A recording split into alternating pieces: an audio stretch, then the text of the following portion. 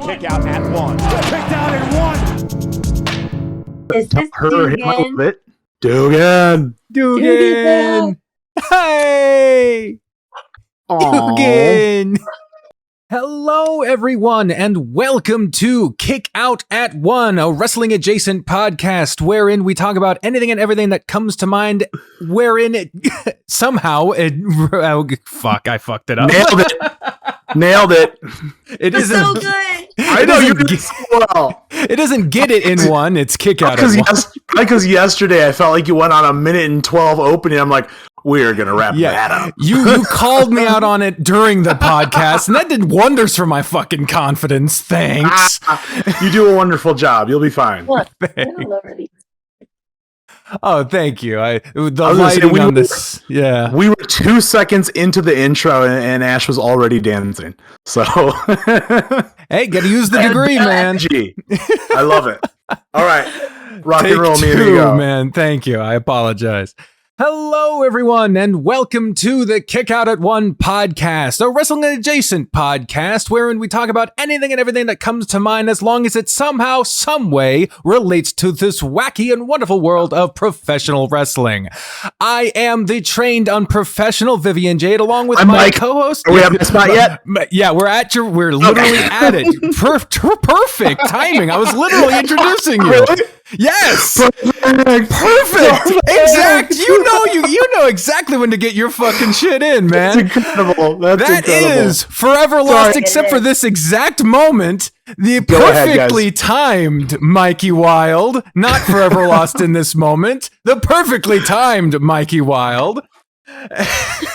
And today we have our second ever, the esteemed, the wonderfully world-traveled, I am so excited for this fucking guest. Today we have the IWC Women's Champion, the Crème de la Crème. Oh my God, I can barely contain myself for this. Our special guest today, Ashley D'Amboise, ladies and gentlemen, and everyone in between. Thank you so much for joining us today. Yes. Well, I'm nodding for the pronunciation. yeah. So beautiful. You nailing all of this. I'm trying, man. I'm trying to make up for my fucked up first time. Thank you so much for joining us. How are you doing? I'm doing swell. I am doing so much better now that more and more people are saying my name well. Yeah. Which is funny. The way that you just said it just now and then followed up with it, it made me laugh at what happened on Sunday. So I know that I didn't, I'm just going to jump in and say that my debut in Canada for wrestling was on Sunday. Yes. And I was so excited to wrestle in Canada because I thought, finally, they're all just going to know how to say my name. And I was in Mississauga, Ontario. And they don't know how to say it. Well, they got it by like the third or fourth time, but the announcer throughout the show kept like hyping up the girls' match in the or like towards the end of the night. And he's like, Ashley D'Amboise. Oh. And I was like, yeah.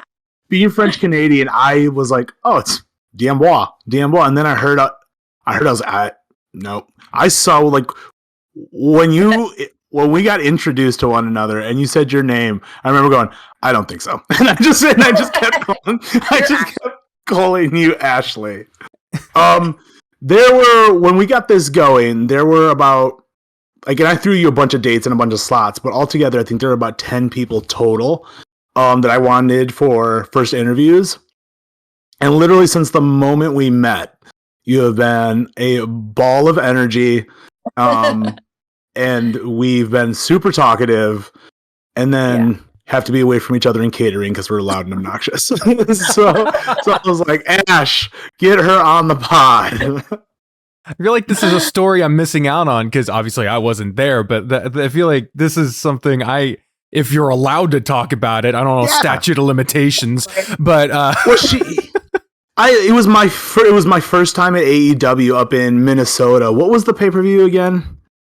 Vivian, you know the name of the pay-per-view. I call it like Resolution or is it Revolution? Revolution, man. I always forget.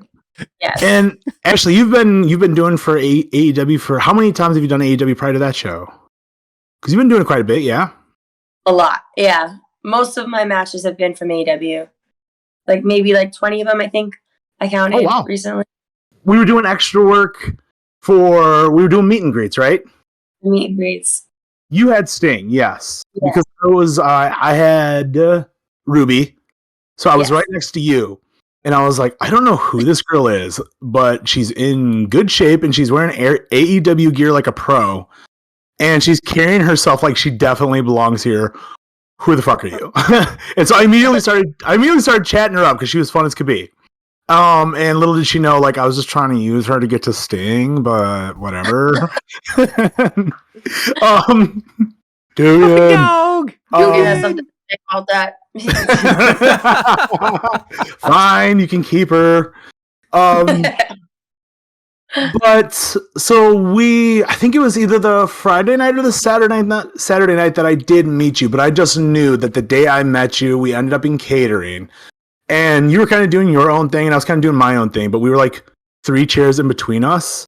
And the way it's set up at the Target Center is like it's a nice restaurant attached to it. And you and I just kept talking to each other and laughing and being loud as can be, but we're like 3 spots away. And people just kept looking over. And finally, like, I was like, I'm going to move entirely before people get super annoyed with us. Oh my goodness. When did you start wrestling, Ashley? I started training in November 2020. And then I had my debut 6 months later. You started training during the pandemic era, which is something that is so different and unique to a lot of people's beginning training experience. For example, Mikey, you obviously started training during not such a restrictive period. Right. For you, that obviously has to put a lot of restrictions on, where you can be, how many people you can be training with, when you can train, all these type of things. Can you describe the kind of restrictions and loops you had to jump through in order to try to get your hours in, the amount of training you had to be in? What did that training look like during the pandemic period? I love this question, and it's a long answer because it was like my whole startup journey. So my training was with Damian Adams, and that's where my solid 6 months of like progression from A to Z, or however far I am along, came from. But before that, so I started training with him in November. Back in like July or August, I had gotten a call from my friend, before it was in like March, I got a call from a friend who didn't know I was in Florida right before the pandemic hit, because before the pandemic hit, I actually moved out of New York, was going to spend 2 months in Florida to spend some time with my family. And then I was moving to Spain to start teaching like fitness retreats and yoga retreats. And I was supposed to be in Spain. And then I was I worked at Equinox Gym, and I transferred down to the Miami Aventura one so that I could make some money in those 2 months before I head out.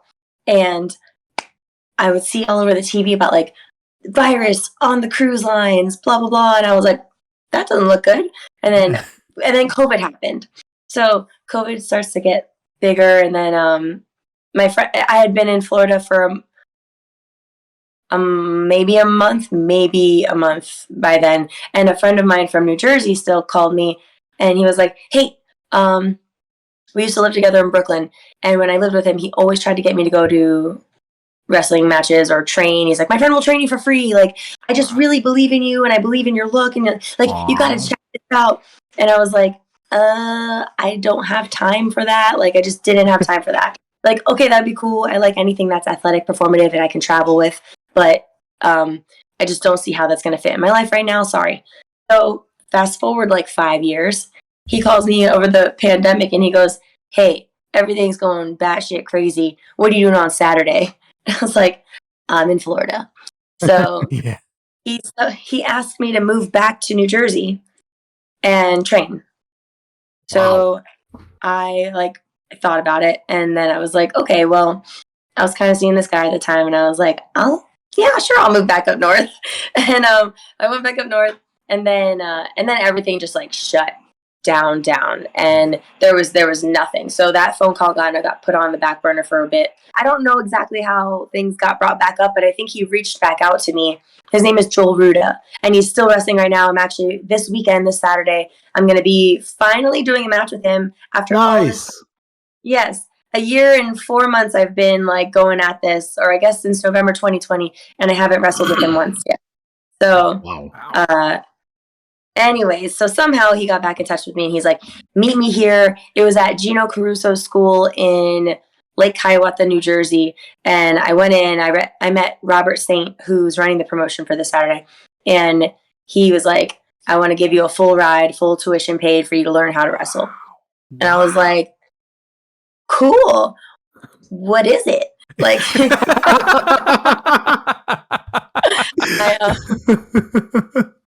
so like I didn't know like any of the terminology. It was a whole other language that I had to learn. Yeah. I watched wrestling growing up. It was my daddy-daughter time. So I would hang out with my dad. We'd watch The Rock, Stone Cold Steve Austin, Undertaker, all that stuff. And that was it. So whenever I think of wrestling, it makes me like feel endearing towards my father. And I was like, oh, I can't wait to tell him. So I wasn't able to start. I took a few days where I learned how to do like a bottom wrist lock, top wrist lock, hammer lock, a little bit of chaining. And then I went to my first indie show for Wrestle Pro New Jersey. And then I got really excited. I saw Lady Frost and Kylie Ray, I think. Chicago gal. Yes. This big smiley one, right? I haven't met her yet. Oh, yeah. Oh, she's a sweetheart. Okay. Well, it was the first female match I'd ever seen outside of WWE. And I was like, I could do this. That was like the first time I felt what he saw in me. Sure. And sometimes it takes someone else's belief in you. Bobby Lashley said this one time. I don't remember where, but he was like, sometimes it takes someone else's belief in you to make you better, or to find your true purpose. I forget the exact quote. Forgive me. But all right. So that's when I felt that alignment. And then I was so excited to go back to train. And then my brother called us, like everyone in the family. My dad had a heart attack. And he had like, I'm sorry for the term, but it was like a stroke into a heart attack. And he brought him to the hospital in the middle of COVID, right? Ooh. And the doctor, when he brought my dad in, my dad couldn't breathe. He was like, look, we checked out your father, and we don't think he's going to make it. And we also don't have the resources to really we don't want to try, because they didn't want to waste any resources because there were so many people in the hospital. So my brother was about to kill this doctor and said, you better try everything you freaking can to save my dad's life. And insisted that they did surgery on him to keep him alive. And it worked. You know what? My dad is awesome. He actually passed and came back to life in the same surgery. So he's never dying. And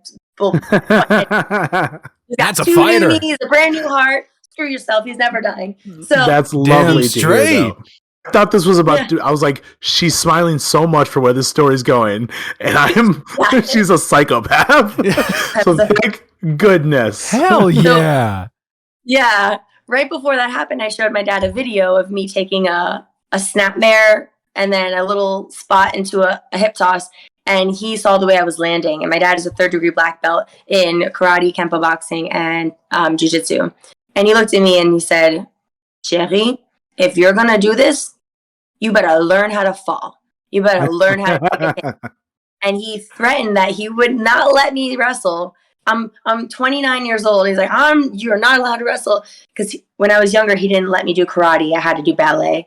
And now I'm a grown-ass woman, and I want to fight still. So I was like, okay, I'll find a jiu-jitsu place in the middle of a pandemic that will let me wrestle. Easy peasy.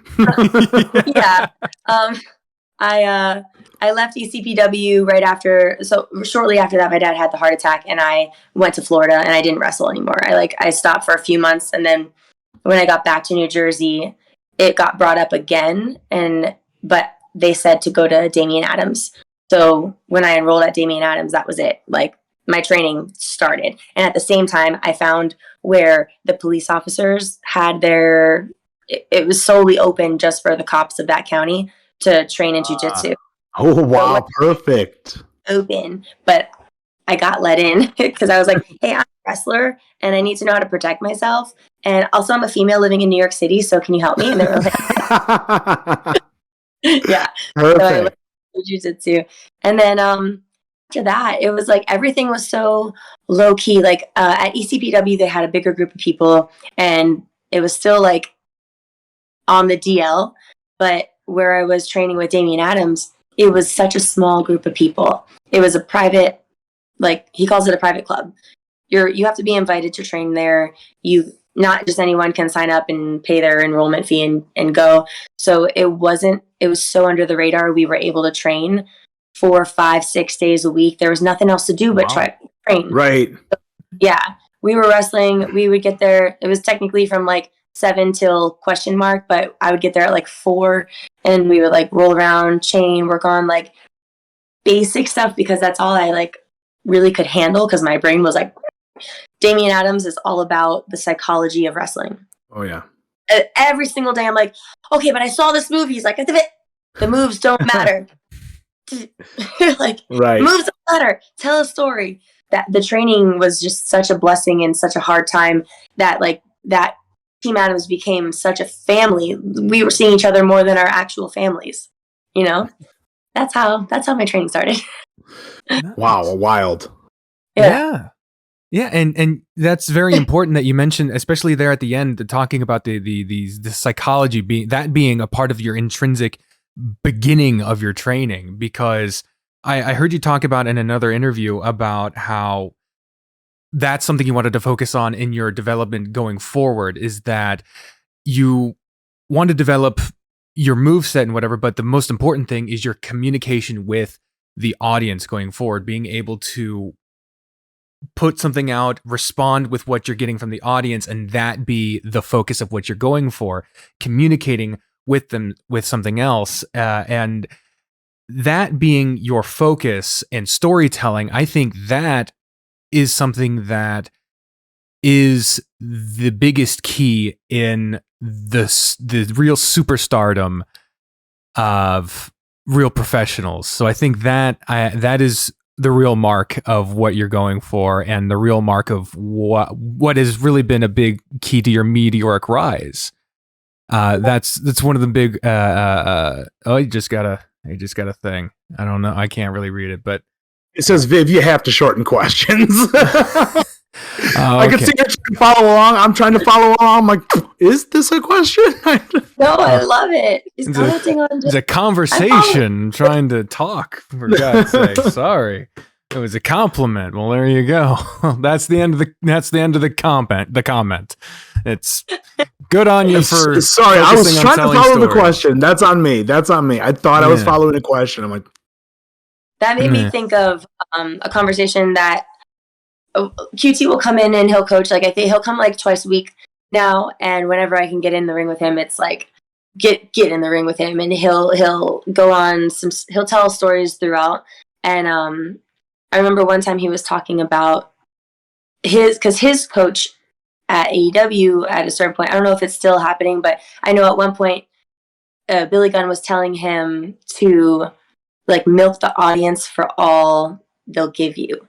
And especially being someone who's so like hated in that arena, when you do something really shitty, and he'll stand up and look and just like acknowledge everyone, just booing, throwing things, like whatever the reaction is, let it roar. And then like his challenge for himself in that moment was to see how long it can go on for before moving on to the next part. Can you milk that moment for all it's worth, where you let them react to you so much that by the time they're done, you get like the full, you're not like, okay, cool, that was shitty, someone booed, now next thing. So like he's really, really good at manipulating the audience and pulling those reactions. And it's so cool because Damian Adams is wrestling, but I don't get to see him at the same, it's not as accessible as it is to see QT wrestle.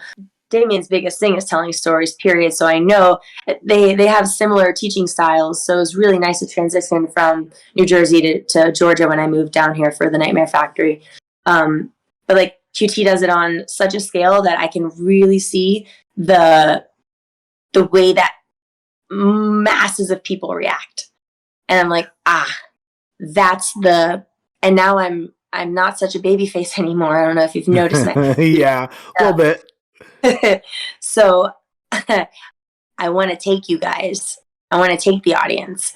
Right. And when I'm in my head so much and I'm just worried about me and my opponent, that's not what it's even about. Right. So it's like, when am I going to get out of this learning curve where I don't have to worry so much about me and my opponent, where I could really like pause and acknowledge them and trust that my partner's on the same wavelength to where we're both not rushing to the next thing. Because I'm always the person rushing to the next thing. No matter how good I think a match goes, the number one feedback is slow down. Right. Like, what are you rushing for? They started to boo you, and then you moved on to the next spot because you were satisfied with what one boo. You could have had 500 boos, or cheers if I'm a face that day. Sure. So it's like, but I'm still, so I'm like, how long does it take to understand this part? Like, refer to like one match and the next match completely gone. I don't know where that lesson went. So it's like it's so like up and down. It depends on so many too, right? Like, and to that point, something QT is particularly good at is identifying the peak of the heat and then bringing them back down rather than letting them start to fall and then go with them. He can identify like, okay, this is where they're going to be the hottest, and they're able to bring it back down. And something I was told, and now I tell others, is if you think you're going too fast, slow down. If you think you're going too slow down. Oh man. Yeah, that's definitely this. I've heard the exact same advice. Mm-hmm. Oh man, at least I'm not alone in that. We all go through that. Oh yeah. And I mean, I think we all, especially because it feels like you're taking forever when you're doing something, but then you actually watch it back. And that's why I highly encourage all training as much as they can to be recorded. That way you guys can review the match rather than just being told like, well, if I can't see what I was doing, it does make it harder. But then you're able to watch it and you're like, whoa, that felt like I was 12 seconds and I was waiting. Like, no, you have 2.5 seconds and you were moving on, and you're like, what are you doing? Right. The audience was just watching what happened, and now you're on to, and then they're like, yeah. Then you're wondering why they aren't popping when you want them to pop, because you're like, oh, didn't you see that I snuck in that eye rake and all that? Oh, shit, I guess that's. Yeah. It can take a long time for a lot of people to understand that. So that is a huge advantage you already have, in addition to being athletic freak. But well, when you clearly a ballerina, because you do fitness competitions as well. Yes. When did you get so involved in fitness? I imagine your dad had a lot to do with it, but when did you personally take on the responsibility of, I want to make this a key point in my life? Actually, I'm going to have to pass that torch to my mom because... Oh, really? Okay. My mom was a Dolphins cheerleader. She was a musical theater woman and my biggest supporter when I said I wanted to move to New York City. She was like, go, dance, be famous. Like, all the things that she wanted to do. But she was my mom's side of the family is super Roman Catholic, Sicilian, Italian family. And like, my grandmother was like, you're going to move to New York and do what? No, get married, have babies, start a family. So with me, she was like, you have a dream? Okay, here's wrap it up in a bow, go. Like, big support system, both of them. I can't thank them enough. And I would not be this far along wrestling if it wasn't for my mother either, because when you're just like on the road all the time and you can't keep a regular job for a while, you're just like, hey mom, I have gas money. I was saying, Viv, I'm sure you noticed a common theme thus far with our last guest, Ryan, myself, and now Ashley. We need mom. We need mom. Mom's rule. Dad started it, mom's following through. Bam. There we go. But so she used to do like my mom's been super athletic her entire life. My dad was all super martial arts athletic his entire life. And when we were growing up, my mom would always have like, she wouldn't always be able to go to the gym and do her fitness stuff on her own. So she would do it in our living room. And she would set up my little thing. I had like my little 1 pound weights and like Jane or Cindy Crawford or hip hop act. And we would do these like workout videos. And I'm telling you, I would do them with her sometimes, and then she would get busy. She was a massage therapist, so she'd have like a sporadic schedule. She'd be like, okay, I'm going to be gone for a few hours. And I'd be like, I'm going to do Cindy Crawford. And like just full on do my workout. And because in dance, I always correlated the condition of my body to the amount that someone would take me seriously in an audition. And if I felt like huge body dysmorphia, because when I look back, I thought I was so fat, right? But I had no idea how to condition my body. They don't teach you the science that I learned through bodybuilding. I wish I had known that when I was trying to control my body weight as a dancer, because I would be eating so much more. I would have so much more energy. I would feel so much happier in my body like I do now. And just the being able to have a routine that is scientifically proven and then tested by me for every prep that I do, I know that in 8 weeks I can be stage ready. And I know exactly what to eat and how to exercise to get there. But that comes by like knowing the science behind the bodybuilding. And I just the every time I get leaner and leaner for a show, like for my first show, I was almost 8% body fat.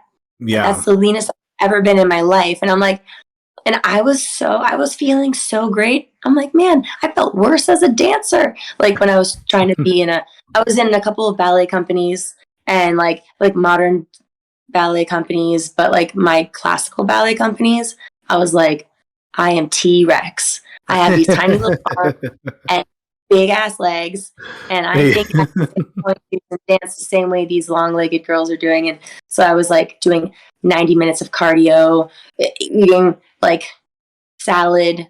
I ate salad, cereal, and ice cream in college when I was a dance major. That's it. Those are my meals. Wow. Salad, cereal, ice cream, black coffee, and the occasional Reese's peanut butter cup. You said that with a little bit more guilt than occasional, but we'll let it slide. My number one Christmas present that I asked for was 100 Reese's peanut butter cups from my grandma. And it was a joke, but she did it because she knew I wasn't kidding. Oh my God. I got a shoe box and I thought I got a new pair of shoes. I don't know why this story popped up, but I opened the shoe box. It was like Reese's peanut butter cups. She's like, there's 100 of them. Count it. Thanks, Grandma. Incredible. Okay, so any fans listening going to see Ashley, do make sure get on her good graces. Have her sign some Reese's for you. Peanut butter cup. I'm gonna die.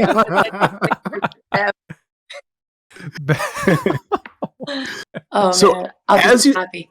As you started to come into your own with wrestling, how did you start to develop your character? Like, what did you start to lean into that made you really think like, okay, I can, because I have seen you be able to work a crowd and you can work the crowd very well, which does not come easy, but to some it can come naturally. Where did you fall on that and how did you develop it? I don't think I have it yet. Really? Yeah. I have a much better idea now. Yeah. Because I'm actually allowing myself to go. Like, I remember, so I feel like I was really annoying to Damian Adams at first because I'd be like, okay, so for my gimmick, I was thinking my name could be Karma something, like Sparkle Dust or something. I don't know. I was like coming up with like all these ridiculous names. If you don't think we're not going to try and get a Karma Freckle Dust or whatever that was a shirt going, you're out of your mind.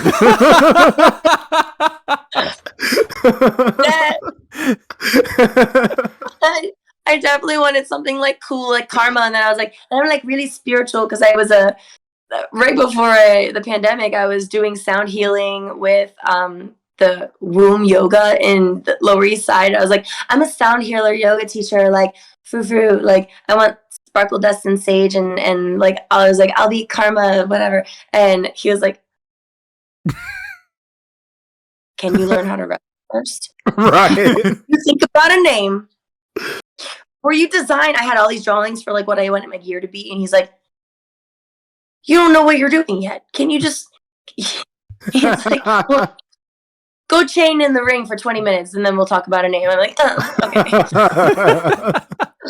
So I like the artsy side of it. I love the creativity in it. And now I'm so, you're making me like remember that. Like, it's like now I'm so in the business of it where I'm like, okay, I need to get this website set up and then people want t-shirts. So I have to figure out, and then I have to pay someone to do a design and then I have to pay someone to print them out and then I have to figure out how I'm going to travel with it. And I'm not, I forgot that like, I want to create, like, I don't have entrance gear yet.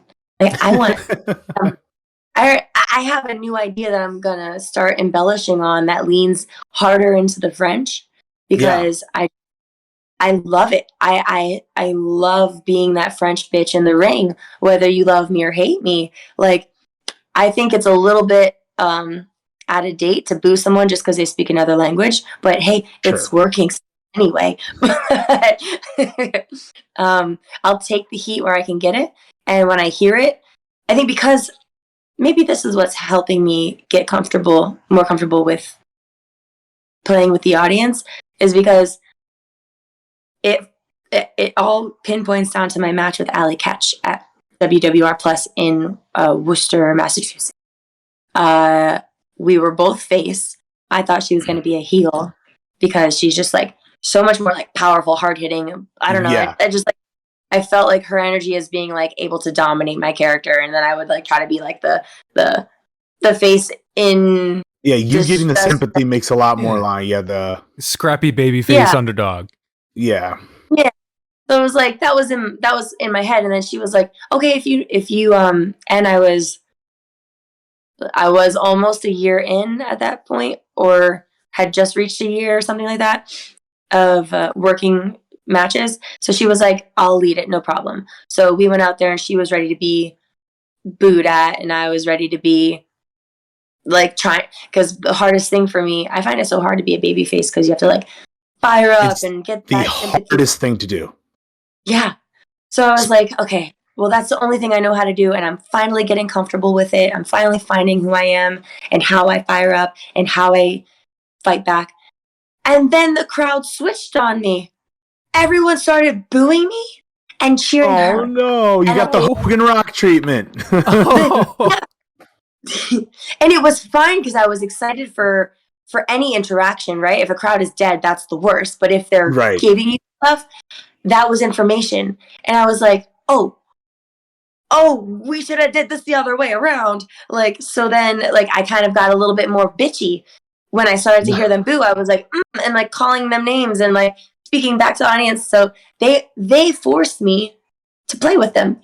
And I was like, okay, I'm not backing down. And then after that, the promoter for that company was like, oh, you're a heel. That's it. And I wasn't ready because I just started to find myself as a face. And then now I'm like, okay, this French face is going away. I'm going to be a French bitch.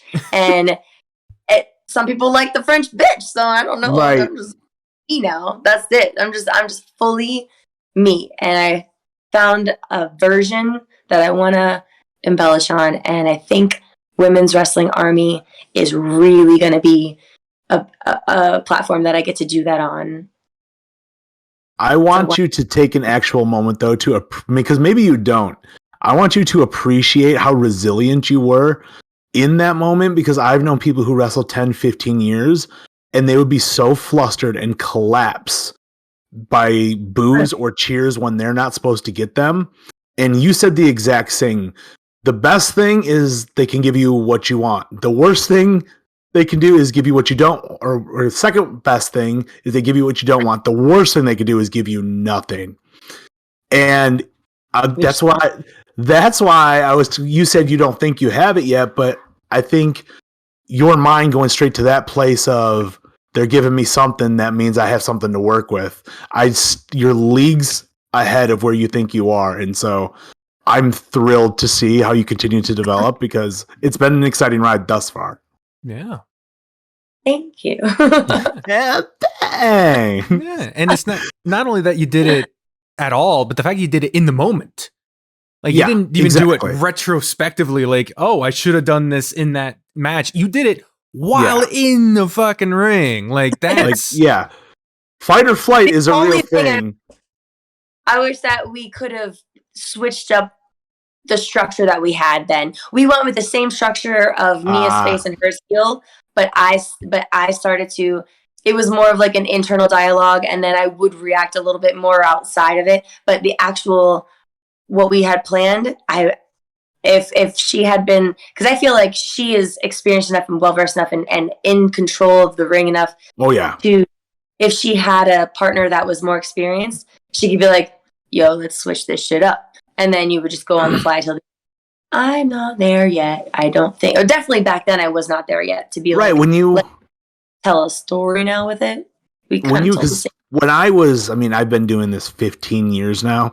So when I first started, it was like, if you were planning anything, like if we were outside the ring, like you guys are not talking outside the ring. If we were planning anything, it was very much like, you're cheating the business. What are you doing? And then there's some guys who I work with now who, if things were to go astray and I were to start calling them or putting them places, they would be moving like stiff boards because they're like, I don't know what to do. All I've ever done is call it. Was there an amalgamation of the two for you, or did you just do one or just the other?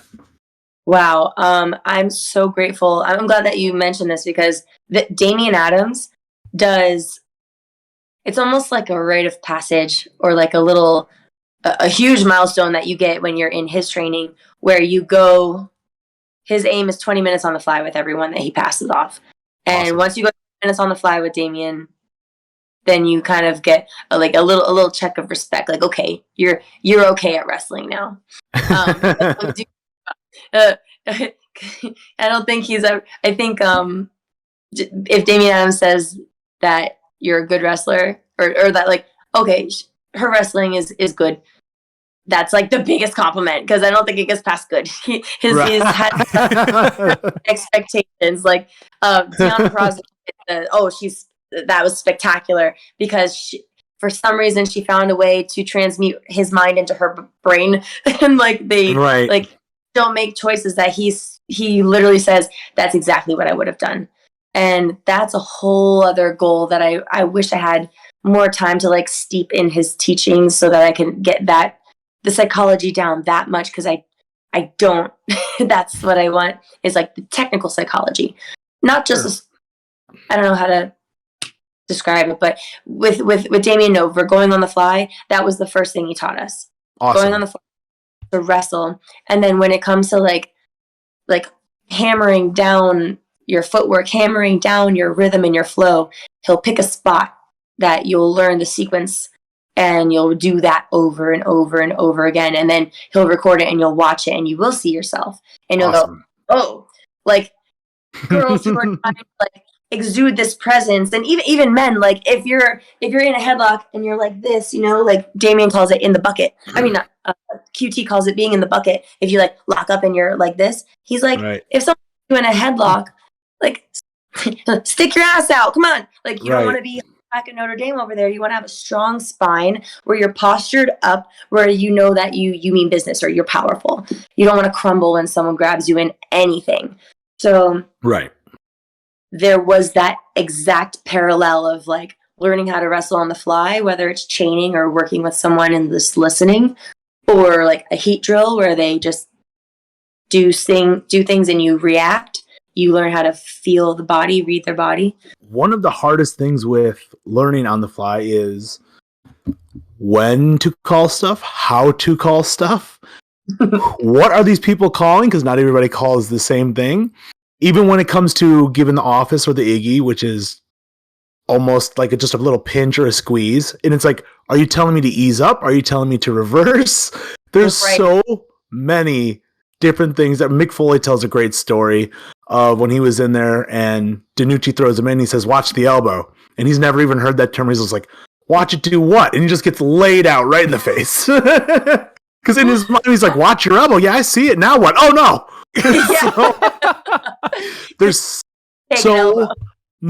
so much skills like that goes into building upon calling it on the fly and being able to hear it, recognize it, all while playing to the crowd and still moving your body. Like, it is a rite of passage. So I good on think you. I am the good listener that will that will react in the moment to the person who is calling it and playing the crowd.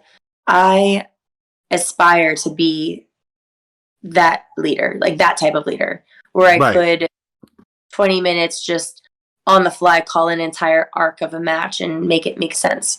You know, like I don't have that yet. How do you practice that? You literally find someone that would like to do it's hard actually that I've moved to Georgia. It's hard to find, other than like the assistant coaches around the Nightmare Factory, no one, like even I sometimes am not in the mood to. It's so stressful. It takes so much brain work. But usually you just find someone that would like to do that with you, and then you guys just kind of work together. And sometimes it's a car wreck. Sometimes it's pretty good. This is going to sound silly, but if you can use it, please do. But I make everybody do it because I've done it for so long. And not that I want to be somebody that can toot any horns here, but chain wrestling is my thing and calling on the fly is my thing. And it's, if you can wrestle a ghost, you can wrestle anybody. Even if you're in your living room and you practice like locking up, and when you do the lock up, say, hey, grab a hold. And they grab, like, continue selling, do your movements, but as if a person is there. Don't like do your hammer lock by going through it. Like, no, you wouldn't go through that person. You go around them. And then even practice the squeeze. Like, I want them to reverse, like the squeeze, backing them up into the ropes when you call. That it's not necessarily like you're learning to go through the motions. It's you're learning to let your body work, your mind work ahead. Instead of playing checkers, start playing chess. You know what I mean? And if you can play chess with yourself, you can play chess with anybody. So same kind of concept there. Practice anywhere that you can. You can be by yourself. It does not matter. That's so true. And even Damian Adams would say that too. He's like, he's like, I don't need another, like, I don't need you to know what you're doing. I can move your body because I know what on the fly. Like, he'll go on the fly with like 3 people in a row. That's like literally 60 minutes of wrestling for him. But like, I'm pretty sure he's done that. When I was training, there wasn't many people there over the pandemic that hadn't. So I was like the newbie that was like being built up to like go on the fly with him. And he'd be like, yeah, I did 60 minutes with Deanna in here. And like, we both just, we didn't say a word, actually, was what he said. They didn't need to talk the whole time. So that's like also how much they think alike in that aspect. And it's brilliant. Aww. A question I have for a lot of people, especially when they just get in the business, because you watch wrestling very differently when you learn how to wrestle. Is there someone now that you've seen, because you've been wrestling all over, that whether it be watching older tapes or watching them currently, that you point to someone and go, that is what I'm looking for? Like, there's someone I admire in the ring who I aspire to be. Yeah. Well, the first person that comes to mind is Beth Phoenix. Strong female presence who's not afraid to be dominant and like powerful. I feel like there's a lot of in me when I'm training and I'm learning new things. Like I come from like the artsy aspect of this, and like I love the athleticism, but the actual combat part of it, where it's like striking someone, I don't want to hurt anybody. Like so I'll watch women who have really good strikes, really believable things that like Jamie Hayter. I adore Jamie Hayter. I had the pleasure of training with her on Monday, and like it's there, but everything is safe, everything is calculated, everything is measured. Same when I was working with Ruby. I had a match with her. I was so afraid of the kicks because some people just throw kicks and they're like, oh, put your hand up, whatever happens. Fair enough, but she helped me trust kicks even more. So like favorite wrestlers in terms of like, or like that I aspire to be like I don't even need to go back to the old school stuff, even though I definitely study those to get how to, if they don't work a crowd, I don't know who does. Like they can work a crowd with a headlock. And I definitely I know it's not the same like landscape anymore in terms of wrestling crowd where they would appreciate like this the smaller chaining that gets real technical for the most part, but I still love starting my match in Canada. Silesia and I started doing chaining, and we started off slow, like really slow, and we got their attention. They were watching us. No one was really making too much noise. And then because we brought them back in and made them focus on us, this was the first time I actually felt this intensity of like, oh, the crowd is building with us, like reacting as we react, as we go faster. Then all of a sudden now they're booing, they're cheering, they're this, they're that, they're oh shit, they're like going up and down with us. And then the end when we collided was like everyone, they just like it was that match, man. Definitely The Rock and how he cuts promos, his superstar presence, the way he can make the simplest moves mean the most. I love watching QT. Like, he's my coach. Him and Cody Rhodes. Holy shit, if I can't see a crowd react anymore to two other people. Like, this is why I'm here, right? I'm here to learn how to move like them and you get inspired by them. During the introduction, I mentioned one of your, I would imagine one of your first accolades in terms of wrestling titles, your IWC Women's Championship, which you won back in January, I believe, and you have held for over 200 days. You recently defended it in a steel cage match. And it's one of your many varied types of wrestling matches that you have added to your varied wrestling acumen. How was that match for you? I was so excited for that match. I knew a few weeks in advance that it was going to be, I had the opportunity for it to be a cage match. I had the opportunity to also choose whether or not I felt like I was ready to do a match at that level. And because the psychology I thought would be so different. And I was like, I don't even know how to learn how to do that, but I guess you just screw it, go fight in a cage and use it. So this past weekend where I defended the title for the 4th time in the cage match during Caged Fury. And then after that, I was flying to Canada for my debut in Canada. I was so excited, and there's so much like building up to it that what happened Sunday before that scared the shit out of me. So I wasn't supposed to be on a match, but then I got put into it on Sunday. I just went to a show, and they needed a female wrestler, and I was there. I was like, okay. They turned into a triple threat, and this is wrestling. You're gonna get knocked around in wrestling. This isn't ballet anymore, Ashley, right? So it comes with the territory. But I got a concussion that night. And on last Sunday, and I didn't want to believe that I had it.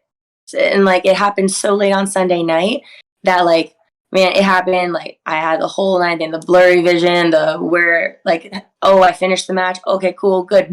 Vomit. Like there's just I was like, okay, but I'll Google it later because I have to go to work in the morning. So I had a friend drive me home, and I didn't know what I would feel like the next day. But Monday I tried to push through my normal work day, and just in a process of like all a bunch of things like signing a new lease for a car and stuff. And I was just like trying, all these things. And then like, do I have all my like my airline situation and my hotel situation, and this weekend's coming. And then it just like took me out Monday night. And then I was like, okay, let me Google this.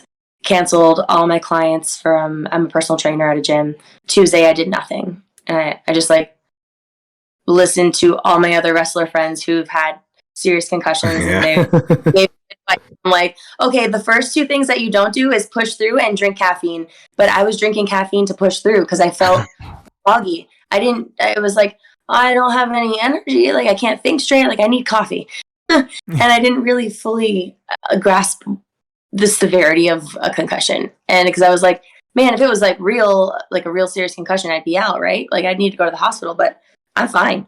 And I was not fine. So then I pushed all my clients back to Thursday, and I went back to work Thursday for real. And I was just like, oh shit, like I shouldn't have done that. Like I probably shouldn't have worked it all that week. I was so nervous because I'm like, okay, well, Saturday I have a cage match and it's a title match. And I know I'm not going to cancel that. And then Sunday I'm debuting in Canada. I'm not going to cancel that. So I, number one thing is just show up, right? So I showed up. I also forgot my passport along the way because it was a back-to-back trip, right? So I had to my house, rushed back to the airport. I went out to security, got my passport, ran back to security. It was such a wild goose chase. And then I made it. I made my flight with like 5 seconds to spare before they shut the door. And I got there and I was very honest with my opponent, with Raylan. And I was like, look, I'm here. I want to do the best that we can. This is what we're dealing with. This is what we need to work around. Are you okay with that? And she was like, I got you. So we did that cage match. I am so proud of it. There was a bunch that I didn't do that I should have done, but we did. We just kind of went off of instinct at that point, because whenever we tried to plan something, it went in one ear, out the other. Of course. I couldn't remember it. I couldn't think straight. Literally, I was on a cloud. And I was like, she said she's got me. So she did. Bless her. I can't wait to wrestle her when I'm 100%. And we did it. We put on a good show. Nobody knew that I was in that condition until like after. And they were like, yo, bro, come here. Like, I needed to know.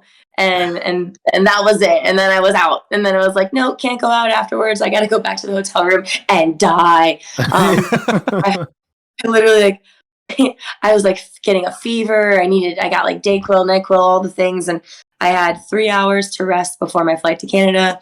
And then when I got there, I was like, all right, got to be really honest with you. I am feeling better today, but like, this is what I'm dealing with. And everyone was just, first of all, super grateful that I just at least showed up. Even if I showed up and said, hey, I tried, I showed up, and actually I don't feel good at all. Then like, if I really didn't think that, because my opponent's life is in my hands too, right? So like, I'm not going to do anything to them that could put them at risk. But like the things that we were finding that we could do outside of things that, like, I'm not going to do freaking like tombstone, whatever, like nothing off the top ropes. Like we're going to keep it level. We're going to keep it safe, and we're going to put on a good show. And that forced me to lean into working the crowd even more. And how can I do more by doing less? Being able to defend the title and do it in that condition at that caliber, I think, because I don't think anyone was like, oh shit, what's wrong with Ashley today? Like, I was able to, I didn't go out. I apologize to everyone who said anything about it on Twitter. They were like, hey, like, you didn't come out and sign merch or sell merch or say hi to us. I had very little energy that I needed to reserve because I wanted to put on the best match that I could. So I will be back to IWC in Pittsburgh on October 8th. And my birthday is October 10th. So you better believe it's going to be a party. Awesome. Reese's Cups. Reese's Cups. They're really good for their brain. As public service announcement, this was not encouraging anyone. This was... And it's like all those things, like injuries are so case by case basis that I think when it does come to head in concussions, people think like, no, the sweeping answer is you are sidelined, you're not working. It's like, no, wrestling can, like exactly what you said, it can be worked around. Like, and you know what you're capable of, what you're not capable of. And the most important thing is to keep everyone safe in the ring. And both of you guys did that. So clearly you knew what you guys were able to do and weren't able to do, and you executed exactly that. Part of being professionals and knowing your body and taking care of yourself. Yes. And not Googling it the second night. You know what, WebMD, if I can't pronounce it, I don't have it. I'm going on with my life. If that ever happens again, I'm taking a few days off from work. I'm going on vacation for 3 days. We've all been in that situation, especially when you're young, not young, but into your career, like, and you're like, these are opportunities. Like, did you call me old? Well, you're younger than I am. Well, not young, but I'm sorry. Early is the word I was looking for. When you're early in your career, you do want to take a bit more chances, or you do think that others may frown upon you, or you might build up the reputation of they're hurt or they're pretending they're hurt to flake. And sometimes it's just the cost of doing business in any sport and in any facet where you think your job may be even not on the line from anyone else other than the pressure you're putting on yourself. Like, I've seen the things my mom will do when it's like, Moms, no one's holding you to this standard. She's like, well, I don't want you guys to think. I was like, no one's thinking this. So, I mean, it also doesn't help that in your first wrestling appearance, not your first match, but your first wrestling appearance, you also got a concussion, right? When you hit your head on that pillar. So that I actually, this is my second concussion, but that first one, I absolutely did not. It didn't. That was just an accident. Yeah, that was an accident. That didn't put me out the way that this one did. The first one was actually with the guy who was trying to get me to come train for free. Joel Rita, he was like, I got someone that can train you. Just come, just show up. It was in like 2016. He wanted me to just be a valet. He was like, just come and experience a show. And I was like, all right, sure. So he was like, you're just going to walk me out, and then walk me back in like after the match. And I was like, I'm so fascinated of how this ends in a concussion. Right? I had no idea. I was like, okay, cool. I'll just get dressed up in whatever like fitness clothes looked like. His gimmick was all American flag. So I wore these like American flag colors and pants, and I like walked out. And when I got to the venue in Brooklyn, they were like, okay, cool. All right, so this is what's going to happen. There's going to be a spot where he does a suplex. I'm like, what's a suplex? And he's like, well, no, okay. Lord. Don't worry. You know what? I'm just going to come over and tell you now. And then like, it was just, they started putting me in my head. I was like, they're choreographing me in this freaking does he know I'm just walking? I'm not a wrestler. Like, I don't, no. But I had a wrestling spot. I had no idea what I was doing, but that's why after he saw me, just like instinctually, like he's like, all right, you're gonna go in the ring. And I like rolled in the ring. The way I rolled in, he was like, that's the way you roll in the ring. And like he got me so excited. Like, I had to like a spot where like as soon as I saw the ref turn his back, I gave him a low blow, and then like I turned, and the ref was telling me to get out, and I was like, oh no, like distracting the ref while they did something else. And then my partner got in the ring. It was a tag team. It was like my partner, or the guy that I was valeting for, he's on the smaller side. He's short, he's fit, and everyone else was like kind of overweight, or there was like specifically one guy that was overweight that was like hitting the ropes out, like was really taking the ropes further than when my partner hit the ropes. So I measured myself off of when my partner hit the ropes. And then he got like shit canned out of the ring, and I picked him up over my shoulders like a fireman's carry, and I was like, I got you, don't worry. And I like did a couple squats because I was starting my bodybuilding carear, and I was like, boom, and I like put him back on the ring with the apron, and I was like, there you go, man, you get in there. And then so he's standing in front of me, and like an idiot, I'm standing behind him, and behind me is a pillar, and like a concrete pillar that was holding the old church up. And he like did something to taunt the other guy. So the other guy, the big guy, hits the ropes and hits into the ropes that my partner was standing on. And he got whacked back, and his ass hit my head, and my head hit the pillar. And I did one of these. And, oh my God, Ashley. Just ping ponged right off the pillar. Yeah. Between a rock and an ass place. Oh, man. Concussion.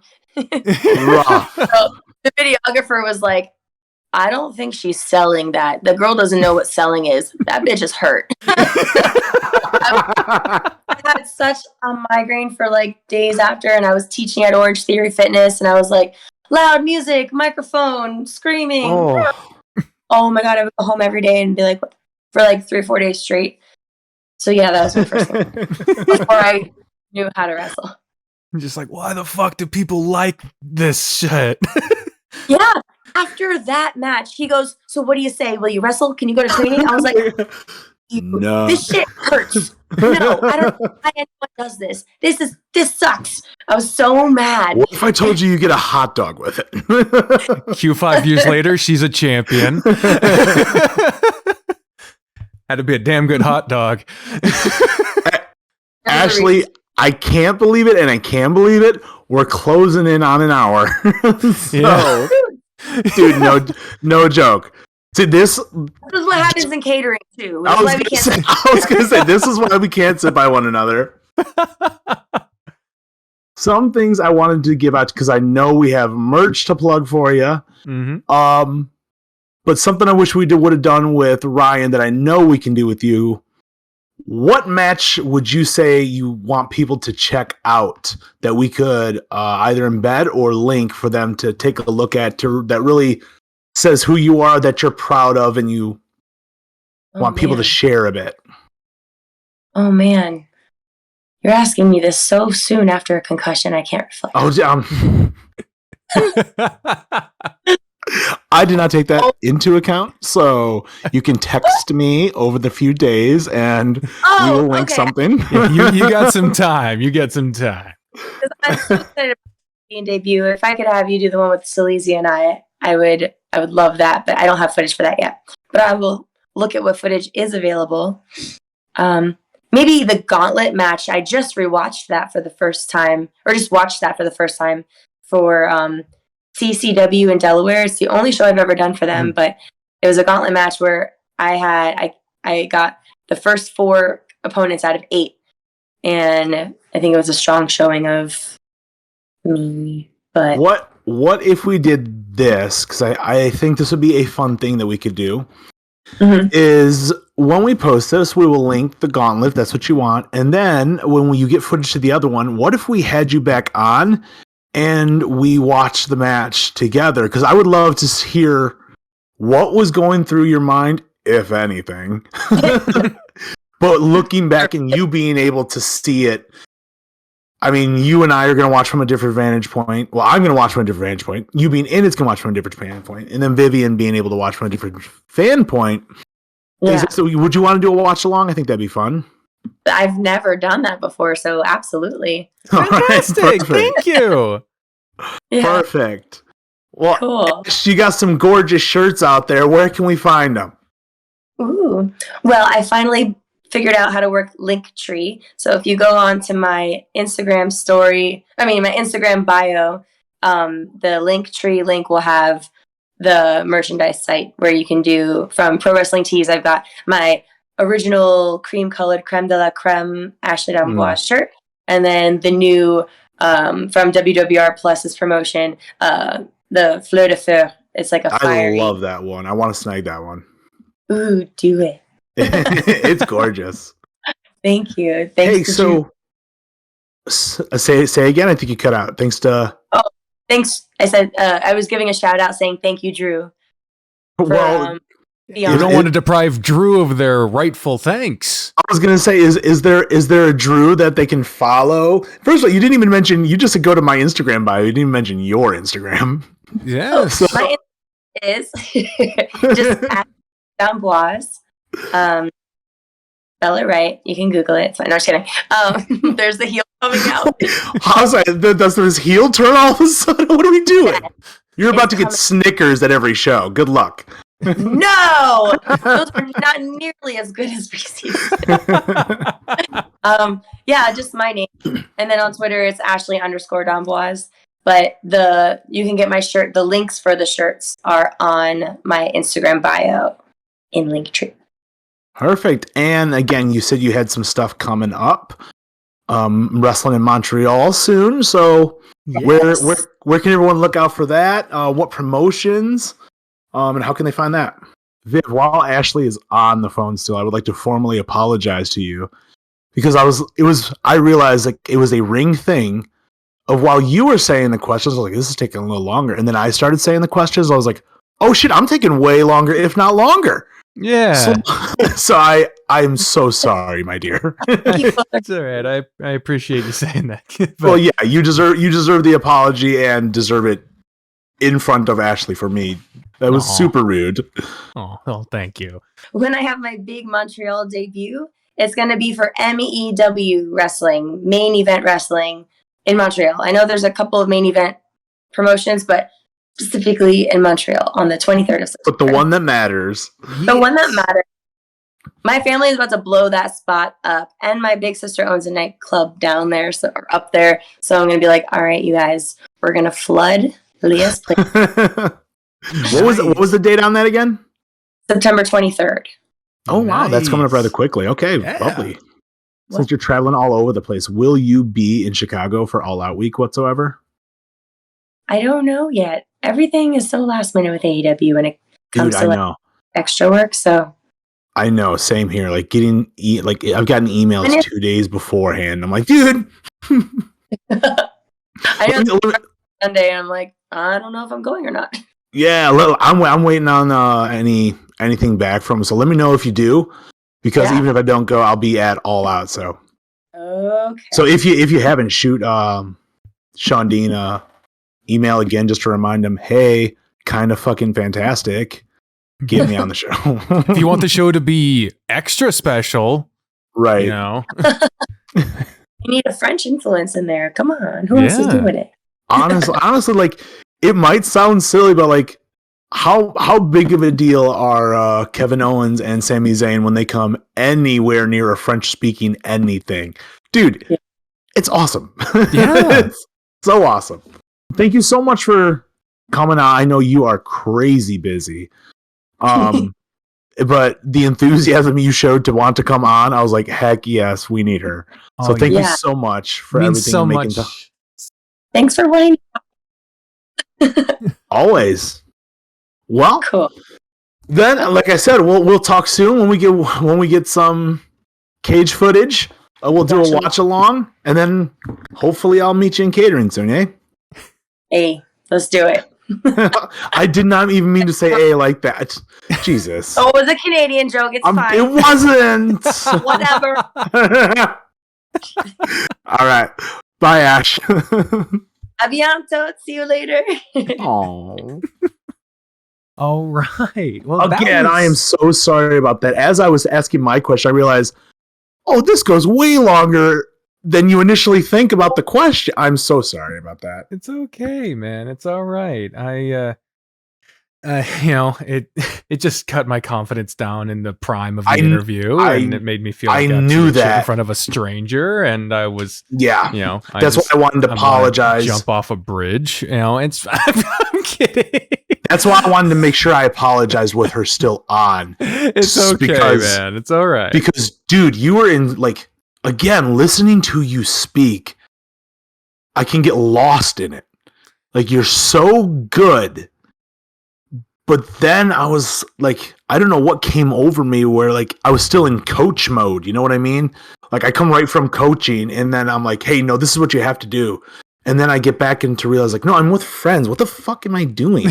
I tend to speak in quilts too, which is a problem. I literally, I like, here's a thought thing, and here's another thought, and another thought, and another, and all of a sudden it's a quilt of nonsense. And that's exactly what happened to me, because I started asking a question, which then made me think of this. And the next thing you know, I'm like, I don't remember what the question was. I'm sorry. I literally have a bunch of stuff written down on this piece of paper, and I got to maybe a third of what I wanted to actually ask, and half of the things I actually asked were tied to the other 2/3 of the things that were attached to the things I did ask and didn't actually get to ask. And that was the other thing, man. Like, when you started asking questions, I was like, fuck, she's got it. Like, she's researching, she's putting it down. And so this is not indicative of how this will be. I promise you. We just got to remember, this is also our second episode ever, man. Right. So we're still learning. We're still getting our groove. And so it's all a part of learning. It's all a part of figuring things out. Do you want me to cut this from the episode? This apology part? Oh, that we're recording right now? Well, yeah, we haven't done the outro yet. No, absolutely not. You want to keep the apology? No, yeah, this stays in. Okay. Like, guys, especially if you like, I don't know whether or not you will cut it. That's why I'm asking you. No, I mean like the actual question before, like when I was like Viv. Okay. Well, I mean, if I cut that, then the apology won't make any sense. Right. So I'll keep it in. If it Yeah, it's just one or the other. Like if you're like, oh, that is clunky, and that sounds like we're now in a. I don't want it, because I don't want people like we know we're good, like we're fine. Yeah. I don't want people to then feel like the funk is off in the interview. You know what I mean? No, like all of a sudden there's tension. Nah, we recovered pretty fine. I think so as well. But so if that stays in, this stays in. That goes out. This goes out. Either way. Do you have a preference either way? Would you rather me cut the whole shit? Not at all. I don't. Again, I was wrong, and I feel, and I don't just say like, oh, I recognize this wrong, and I'm going to look bad. Looking bad is not something I'm ever worried about because if I look bad, that's a step up from awful. So honestly, oh, for God's sake, positive self-talk, for crying out loud. I don't take kindly to people bad-mouthing my friends, and that includes my friends. Oh. So you speak kindly about my friend, man. You know, I something I shared with my kids was not my kids, but the kids I coach, which was the golden rule. And a lot of people think of treat other people how you want to be treated. And I told them, like, treat yourself how you want to be treated. Would you let other people treat you the way that you talk to yourself? Like, so I say it in jest, I assure you. I'm doing wonderful. Yeah. And that's the thing is like one of the things, and this isn't going to be a whole tangent because this is also the end of the video, is with mental health. One of the main things that we try to learn with mental health is we have a history of like depression and whatever, and amongst many other things, is one of the strategies to try to get out of feeding into the bad thoughts in our heads is not giving them a voice. And even if we say self-deprecating things in jest, that's still saying the thing. Right. It's still allowing those negative thoughts, and I've fallen into this trap of where you say them enough, even if you're joking, you start to believe them, and then trying to dig yourself. Like the first rule of digging holes: if you're in a hole, stop digging. Put the fucking shovel down. Yeah, the first rule of digging: if you're in a hole, stop digging. Yeah. And unfortunately, with self-talk, the negative is so easily snowballed into negative, whereas the self-positive talk is so much more difficult to get a real string and a streak going. That, although I say it in jest, I appreciate that you recognize and called that out, because that's at least 2 or 3 times now, just in the hour that we were together, that I've made mentions of my looks, my character, who I am, and stuff like that. And sometimes it does. And don't get me wrong, it is a reflection. I don't want to say sometimes it can be. No, it is a reflection. Don't think I'm an attractive person. I don't think I'm very funny. Like those types of things. Mm-hmm. So, good call on pointing out of, hey, cut the shit. You know how memory can be malleable? You remember something, but you and another person experienced a thing, but you have a version of it in your head, and you tell yourself that it happened a certain way. And over the years, you start to remember it as the way you told yourself it happened, but the other person remembers it exactly how it happened because they didn't tell themselves how it went down. But because over the years, you just remember it as the way you told yourself. And so it becomes that narrative in your head as the real memory. Memory is malleable. It's just like how telling yourself a self-deprecation as a joke, it becomes real over time if you just keep doing it. But yeah. Your soul will become dyed with the color of your thoughts, Marcus Aurelius. That's a great fucking quote. Great fucking job. That does way better than my whatever the hell I was just saying. I disagree. I disagree because you exactly said exactly what I was doing, and I think a lot of us are going to be able to relate to that. But I take in so much philosophy that I can put a quote to just about anything anybody says at this point in my life. Well, that's a very good skill. That's a very good skill. I just text Ashley right away to thank her for coming on, and she said, "Oh, that's me, Mom. Hold on. It's your mum." She said, "It was an honor to be a part of the show. Give my thanks to Viv as well. Y'all are awesome. Heart facey thing. That's so awesome. That's so cool. She was so fun, man. She's a blast, man. The second we met, like she was awesome with the fans because we were like helping them be where they need to be, taking pictures.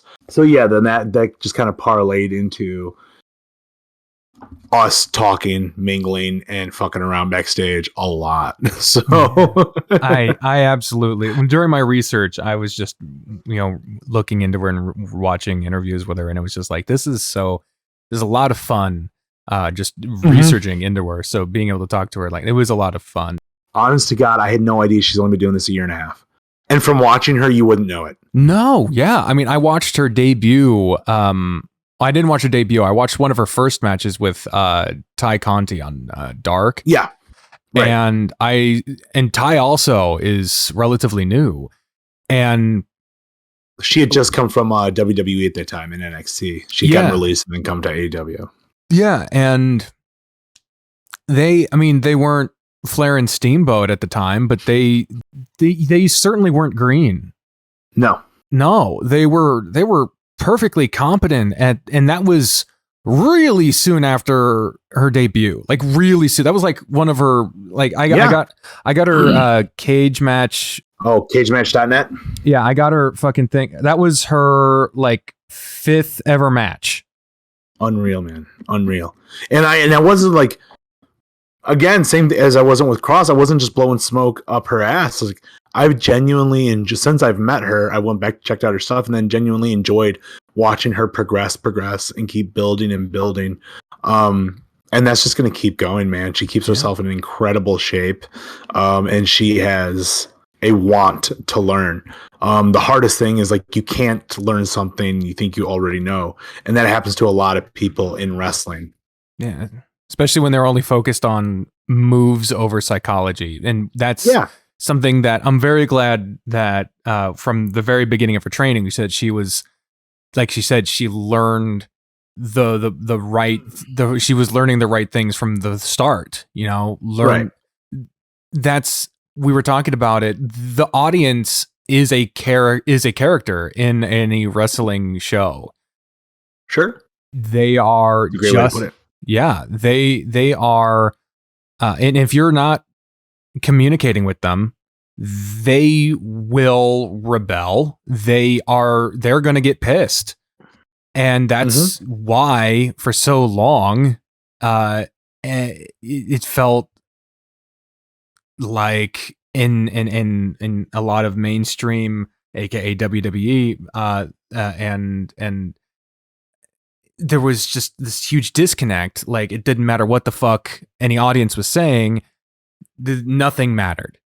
But anytime there was any kind of reaction to the audience, it was like, holy fuck, they finally said something to us. Oh, please acknowledge me, WWE senpai, that type of thing.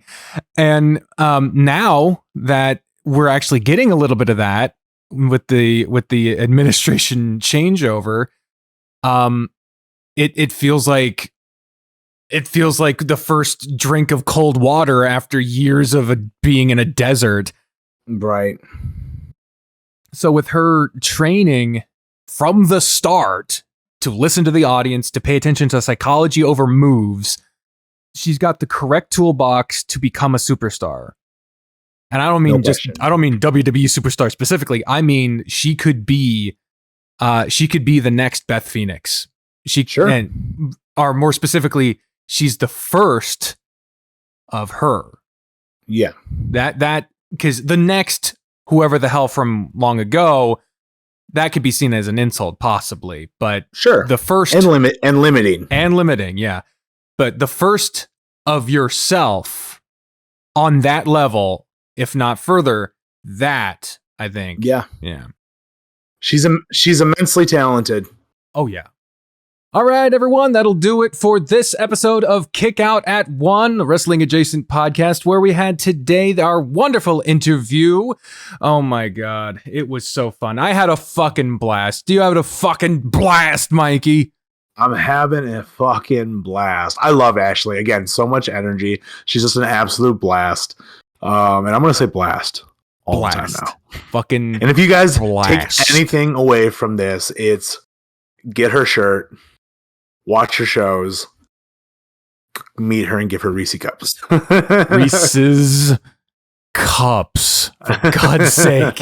I will break you of this bad habit of calling them Reese's. Reese's? It's a Reese's. Which is funny because, like, I call them Reese's Pieces. Yeah, which is correct. Right. People, Reese's Pieces. Pieces isn't a word. Yeah. But I've always grown up calling them Reese's, and you're not going to break me of that habit. I swear because to God. It's like me. It's like my mom says help, like with an M between the. Like, what is that supposed to be? I need help. You need help or you need help? And I was like, you know what? I love you the way you are. Oh. So maybe, Viv, if you want me to love myself, I'm just thinking maybe. Oh, for God's Maybe. sake, you guilt-tripping son of a sack of sassafras. Is that gaslighting? Yes, that is gaslight. You sassafras and some such. I was going to say it. We got to do something about this light, by the way. I look like a tomato. My God. If you like to talk to tomatoes. I do. But yes, I'm having an absolute blast. Hopefully you guys are continuing this ride along with us. So much stuff. Talking with Ashley. We're going to do that watch along coming up soon. With All Out coming up, we're going to be doing some predictions. We do have more interviews on the horizon. And not just that, we have roundtable discussions that we're going to do. Some will be just Viv, some will be just me. And by that, I mean like talking with others. Because the way our schedule is, we can't get to everything all the time. But we want to make sure we're giving you guys content consistently. That's a big deal to us, not just for us to stay busy, but for you guys, if you're enjoying it and if you want it to keep coming your way. So again, please do like, subscribe, and I believe, Viv, if they listened all the way to the end, they should tell us their favorite wrestler. That's my theme this week. Favorite wrestler. Favorite under wrestler. 4 feet. Under 4 feet. Okay. Yeah. You left a curveball. Yeah, if you better have listened all the way to the end of that question, because if you're like, oh, my favorite wrestler is King Kong Bundy, you didn't Wrong. listen. You are wrong. It's the answer under is 4 feet. always. Oh. Cut that. I'm gonna work at AEW again and be completely fucked. Cut that. You are never gonna work fucking dark ever. You're never gonna work Rampage again. Oh man. But again, thank you guys. Thank you guys so much for listening. A lot of positive feedback with the initial episode, and Vivian is working her tail off to crank these interviews out. They'll be going out in succession, but do know we've been taping like 4 or 5 days straight now, and then we're just making sure we're getting them out for you guys. So Viv, hats off to you, and guys, thank you so much for following along. And of course, also credit to you, Mikey. You're the one who's been setting up all these interviews and communicating with everyone. You're the one doing all the community outreach on the Instagram page and communicating with everyone to get them on the show in the first place. Hey. So hats off to you as well. Which again is just me texting my friends anyway, and then Don't you minimize your productivity, God damn it! I swear to George. I'm saying I'm doing it again. I'm just. It's your soul is dyed with the color of your thoughts. I quit. I've worked very hard to make sure we've gotten guests. Yes. Times are coordinated. Mhm. People have the Discord so they can call in or that I can reach out to them. I have done a decent amount of work. We've done a lot of work. In addition to all my shoot jobs and volunteering I do. Mm-hmm. And we got a lot of followers on Instagram, way more than Twitter. Well, I do need to log back onto Instagram. I'll do that tonight as well and just keep hammering that thing out. Whatever magic you're doing on Instagram, could you do it on Twitter too? Because I got nothing. I don't know how to do. Dude, I don't have very many followers at all anymore. Like because they delete them. When you deactivate your Twitter account for more than 30 days, it automatically deletes your Twitter. So I used to be X Mikey Wild X, and it got deleted at around 9,000 followers, 10,000 followers, which again isn't that much. But I was also like I'd been on there since 2009 or something around that. Whenever Twitter was coming out, like I was on it quick. Might even 2011, I don't know. But yeah, I had so many different people following me that I was able to just Twitter DM that I don't have access to now because I had to restart, and I have like 200 followers. So it's much easier to do Instagram, which again, I don't have many followers on that either, which of course is MKYXWLD, as is my Twitter. And the one thing I needed to plug last time, but I didn't, my pro wrestling tees.com/Mikey Wild, MIKEYWILD. With the holidays, I know you guys are trembling at that, like holidays. Yes, holidays will be coming up quicker than you think. I do have this beautiful Mikey Wild, Michael Myers Halloween shirt. And then after that, I have this wonderful Mikey Wild Santa Claus Step Brothers shirt pose. And then, of course, I have my office references, Bears Beats, Mikey Heckin' Wild. When I was going to go to Germany, I had, before the pandemic hit, I had created a German shirt, and my German's, mein Deutsch ist nicht sehr gut, so, my German's not very good. But I do have a German shirt on there, Wer rastet, der rostet, which if you like it, it means you rest, you rust. So, all sorts of different shirts on there. I personally absolutely love my designs.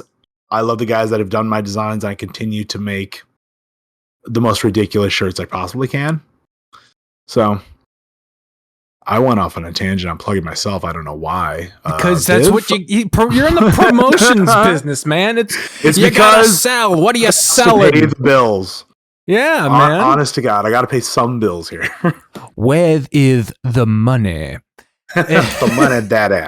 Where with the money, daddy? Oh yeah, the money. Hey, that was really good, man. Hey, thanks. And all of that was also in the runner, as well as in the links down below, as well as my stuff that you can follow me on, my Twitter, Instagram, TikTok, all that other stuff, and my YouTube channel is where I'm most active, where I do narrations, videos, visual novel content that has literally nothing to do with what we do on here. And props to you, because our channel has literally more followers than my actual Mikey Wild Wrestling channel that I've had forever. So what you've been doing has been working, my friend. What, my main channel? No, Kick Out at One has more subscribers than Mikey Wild does. Oh, well.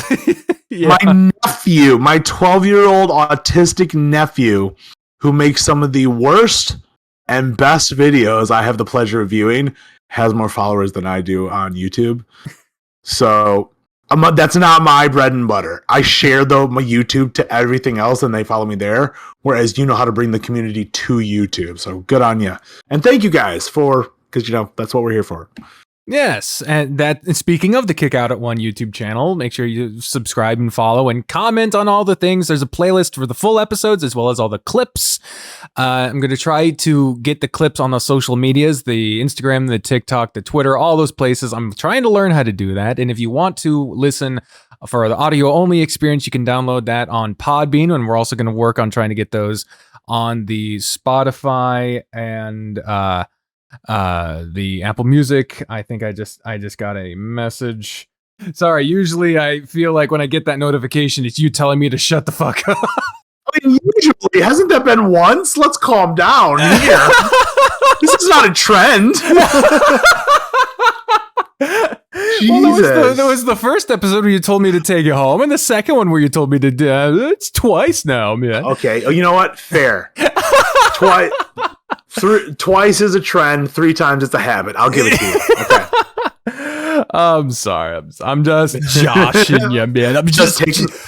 Listen, a lot of whenever we talk is just going to be taking the piss. So yeah. No problem. In fairness to me, I should have muted the system sounds on my computer anyway. So I should have done that in the first place. Follow us on all the places. Links are in the description. Thank y'all very much for watching this episode of Kick Out at One, a wrestling adjacent podcast where things and stuff happen for all the reasons that we can never predict in the first fucking place. Or things and stuff happen and junk and whatever. Yeah, things and stuff and words and things and why and who the fuck knows whatever. My name is Vivian Jade. I am the trained unprofessional along with my co-host forever lost Mikey Wild. Thank you all very much for listening and watching, and until next time, bye everyone. Oh, look at that face. Look at that face. That's the face. The face. That's your face. Mom, we're done. No. God, no, she's done recording. I'm not listening to it. No one's going to hear this fucking show anyway. Oh! My mom's not even in the house anywhere. Yeah. And a kick out at 1! A kick out at 1! Hook of the leg and a kick out at 1! A kick out at 1! Kick out at 1! Hooks the leg and a kick out at 1. Kicked out at 1!